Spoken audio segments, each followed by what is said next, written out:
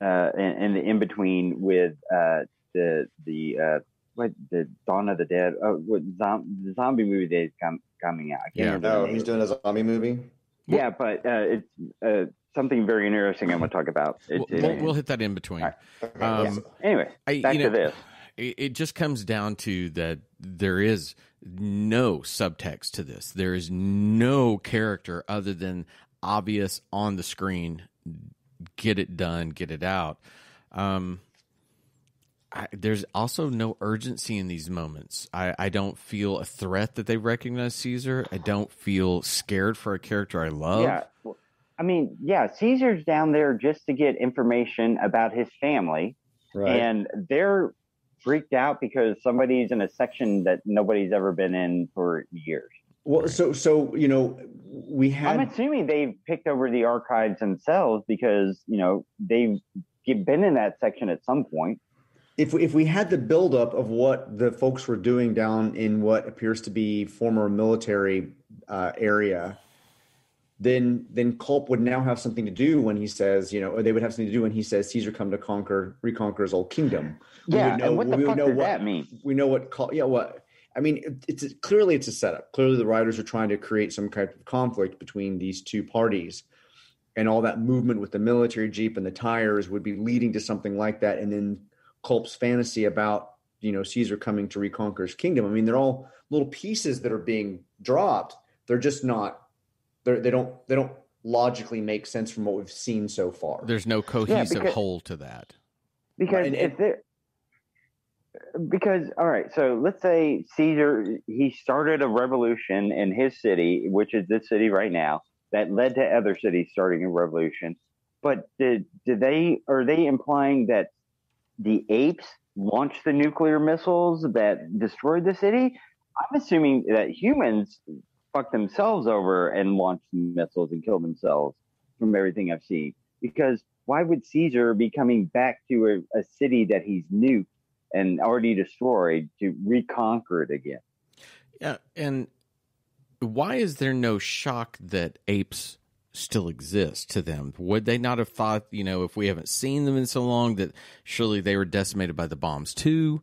Shouldn't that be something they're living in by? This radiated city, and not trying to find life outside of it. Yeah, they're just buried underneath it. Seeing people for the first time would be shocking if you thought we were the only ones left. Hell, not even he should not even be surprised by Caesar, and he doesn't know who the orangutan is. He should be shocked there's a non-radiated human there. Yeah, and if the natural thing should be at that point when they see that these people, that the apes exist, and none of them have radioactive issues, we could could leave the subterranean area. We could do that. That becomes what they want. They need to get out of there. They don't want to live in the dark anymore. They don't want to be mole people. Oh yeah, where is he living so that we can get out of this hell nightmare? Let's find him. Right. And I don't know where the movie's going, obviously, but let's find him, interrogate him, and go take over his land.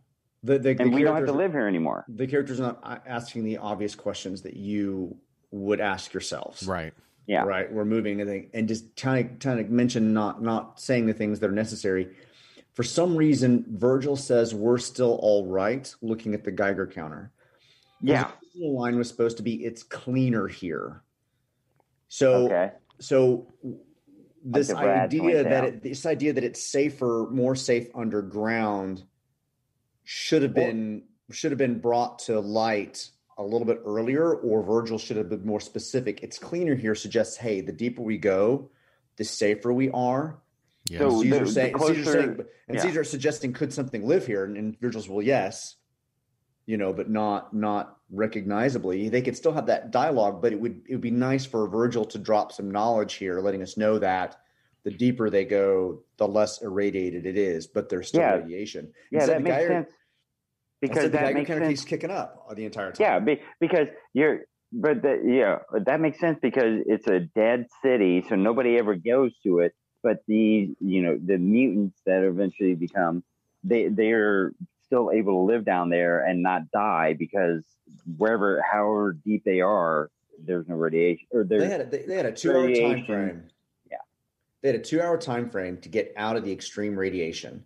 Mm-hmm. So Virgil is now telling them they're entering someplace that's safer. Yeah. Right. And that would explain why the mutants are there, because they can't get up and explore the city because they die after a couple of hours. There's and that's why they just have to keep digging through their same garbage over and over. Something along those lines. There is one visual element that could have so easily told so much of that, and that is, if you're living in a subterranean area, you obviously don't have fresh food. It could be some kind of paste that they've been able to, bring in from somewhere.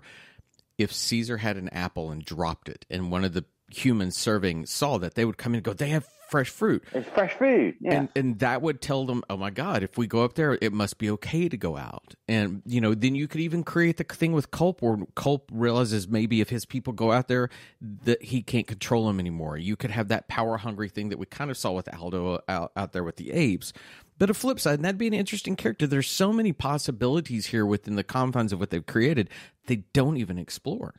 Yeah. Holy crap, boys! I had totally forgotten. It's been so long. Aldo. I mean, the general. Right. Was that the name? Aldo. Yeah. Mm-hmm. What's going to happen with him? He's got to come back. Is it going to be Aldo versus mutants versus our band of explorers?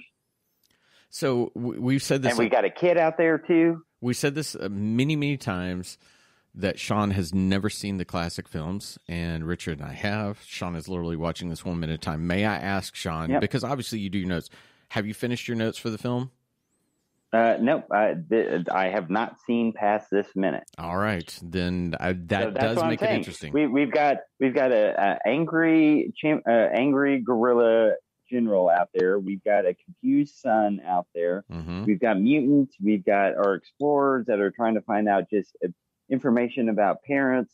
I don't know obviously the mutants are going to not like apes being there for some reason, but I don't know what the central conflict's going to be. I don't know how it's going to be resolved. Yeah. So would you have liked Virgil or Caesar or McDonald to have said something about Aldo or his son during the descent into the city? That there would that have brought those characters in the plot back to you? Because it feels like we have kind of dropped them for the last 10 minutes of the movie. Well, they're not relevant to this point, but we haven't talked about them all. In real life terms, it's been a while since we've talked and done our podcast. So like a month or so. In movie terms, no. But at this point, I would think in the next minute or two, they need to cut back to the village, cut back to Aldo, why he's pissed off or what he's doing. Okay. We need to keep cutting back. Otherwise, knowing this is just a 90-minute movie, third of the way through, you need to keep the other plots in line. Well, even so, it could easily be just a conversation about the stuff they're seeing around them. I mean, you could have Caesar talk about, there's some great finds around here for Aldo, just something to kind of bring just that he misses his son, something just kind of touch back on them. Well, it would also add to the feeling of a journey. If we were to see that the world's going on and we see moments with other characters, then it makes their journey feel as though it's longer and it's more meaningful, and we don't get it. This is very linear storytelling.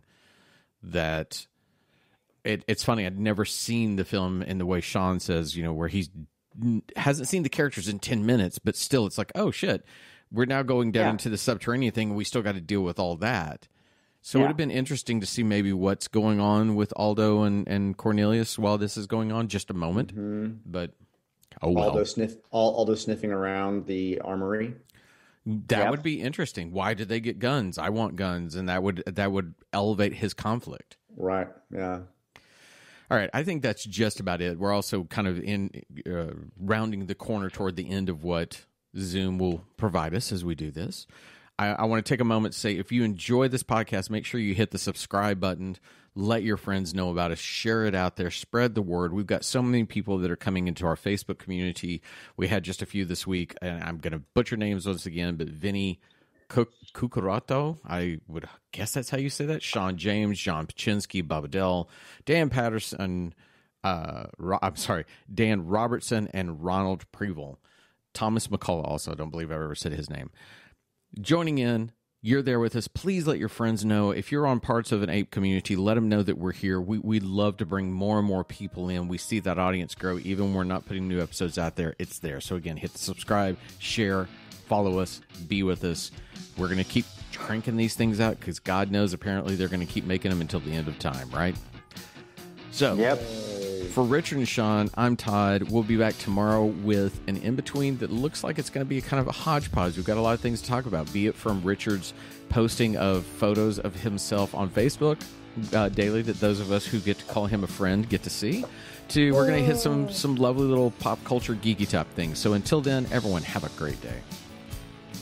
Bye. Bye, everybody. The minute of the apes.